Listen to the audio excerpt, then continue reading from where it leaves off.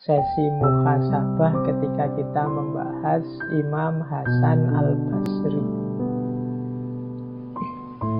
Jadi ini kalimat-kalimat dari Imam Hasan Al-Basri. Silahkan teman-teman nanti direview lagi. Dulu kita 1 bulan membahas tentang muhasabah. Jadi menurut Imam Hasan Al-Basri, seseorang tidak akan dapat predikat takwa sampai dia melakukan muhasabah kepada dirinya sendiri lebih ketat dibandingkan seorang teman yang bermuhasabah terhadap temannya. Jadi ini agak berat ini. Menurut Imam Hasan Al-Basri justru ini hubungannya dengan ketakwaan.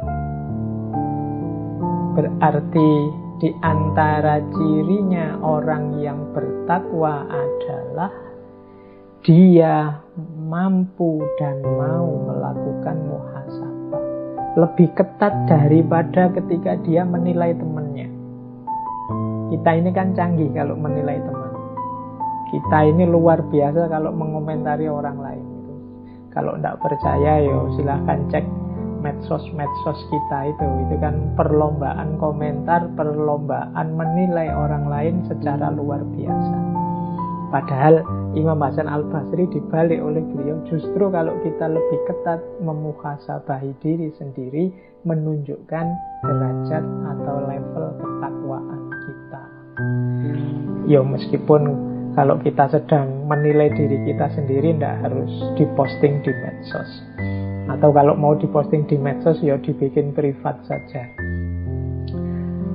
Oke, nah yang kedua, ini saya untuk mengantarkan kita dulu, biar situasi batinnya nyambung dengan muhasabah. Seorang hamba akan berada dalam kebaikan selama dia mampu menasehati dirinya dan selalu menghisap dirinya. Kemudian yang ketiga, di antara tanda-tanda Allah berpaling dari seseorang ialah Allah menjadikan kesibukannya pada perkara-perkara yang tidak bermanfaat baginya. Ini untuk memageri muhasabah tadi bahwa kita ini sering melakukan hal-hal yang tidak penting, hal-hal yang tidak urgent dalam kehidupan kita. Hati-hati, jangan-jangan itu isyarat bahwa Allah mulai menjauh dari kita, Allah mulai berpaling dari kita.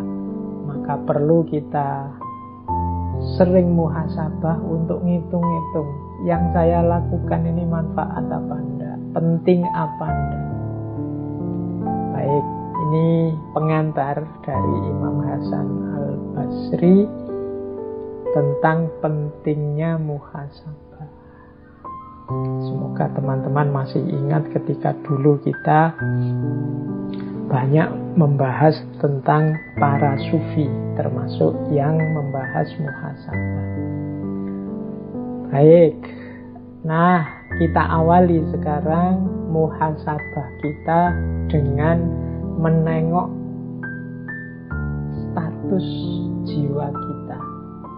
Ini kalau saya Inggriskan state of soul. Ini saya ngambil dari Imam Ghazali, saya mengambil dari Syekh Abdul Qadir Jailani, saya mengambil juga dari Imam Mawardi. Pernah juga menjelaskan level-levelnya jiwa. Nah, ayo kita lihat dari 4 level ini kita ada di mana. Jadi ada kondisi jiwa yang paling rendah, kondisi jiwa yang amarah. Kemudian lebih tinggi 1 level, kondisi jiwa yang lawamah. Kemudian nambah 1 level lagi, kondisi jiwa yang mulhamah. Dan puncaknya adalah kondisi jiwa yang mutmainnah. Sekarang kita tengok diri kita ini ada di level mana. Kalau kita ini masih senang melakukan hal-hal yang dilarang, dosa, maksiat, dan yang sejenisnya, dan merasa biasa saja, nyaman saja melakukan yang seperti itu, berarti kita ada di level jiwa yang amarah. Jadi wis dosa tapi seneng atau nyaman, salah tapi enjoy aja. Nah, ini amarah. Jadi ngerti sih kalau bohong itu dosa, ngerti sih kalau bikin hoax itu dosa, ngerti sih kalau membuat fitnah itu dosa, tapi nyaman saja, seneng saja Pak. Saya lihat orang gegeran rame. 1-2 kali saya pernah ada yang ngomong begitu. Suka saya Pak kalau lihat orang itu konflik. Kalau sepi tidak asik Pak. Yang asik itu kalau ada orang gegeran, sekali-sekali dipancing dengan berita-berita bohong. Nah, hati-hati kenyamanan kita saat melakukan dosa, menjalani maksiat, itu menunjukkan level kita ada di level jiwa yang paling rendah, yaitu level amarah. Nah, ya kalau dalam bahasanya Al-Quran ini biasanya karena nafsu. Nafas itu la ammarotum bisu. Jadi levelnya masih amarah. Nah, naik satu level lawamah. Kalau lawamah ini kita tahu mana baik, mana buruk. Sebenarnya saya tahu ini dosa Pak, tapi menghindarinya susah. Dan setiap kali melakukan dosa saya kok ya menyesal, mengapa kok saya melakukan dosa. Nah, ini lebih baik daripada yang makom amarah tadi. Kalau yang makom amarah itu senang dia, enjoy melakukan dosa. Tapi kalau yang lawamah ini, dia merasa menyesal. Jadi masih mudah terjerumus dalam salah, dalam dosa. Ya tahu dia ini salah, tapi kok ya susah menghindarinya. Akhirnya dia menyesal. Nah, ini lawamah. Jadi batinnya itu selalu dalam pertentangan. Jadi saya tahu ini salah, saya tahu ini tidak baik, saya tahu ini tidak seharusnya. Ini pertarungan terus. Tapi yang menang adalah yang buruk. Yang menang adalah yang dosa. Meskipun nanti akhirnya dia menyesal. Nah, ini kondisi jiwa lawamah. Ayo sekarang kita lihat ya, tengok ke dalam diri kita. Pernah tidak ngalami yang begitu? Dari sekian pertarungan antara baik dan buruk dalam diri kita, yang menang yang mana? Kalau yang menang yang buruk dan kita tidak menyesal, berarti kita ada di level amarah. Tapi kalau yang menang yang buruk dan kita menyesal sekali, kita ada di level lawamah. Naik satu level lagi ada mulhamah. Ini dari kata-kata ilham. Nah, ini sama dalam dirinya pertarungan antara yang baik dan yang buruk. Tapi dalam pertarungan ini yang baik menang. Jadi sukses. Meskipun kadang-kadang itu ada tambahannya. Kadang-kadang masih rindu kepada nikmatnya nafsu, nikmatnya dosa. Nah, jadi misalnya yang biasa minum terus tarung, wah alhamdulillah Pak saya sekarang tidak minum. Tapi yo membayangkan minum itu enak aja nih Pak. Itu mulhamah. Alhamdulillah Pak saya sekarang sudah tidak curang lagi. Saya jujur terus.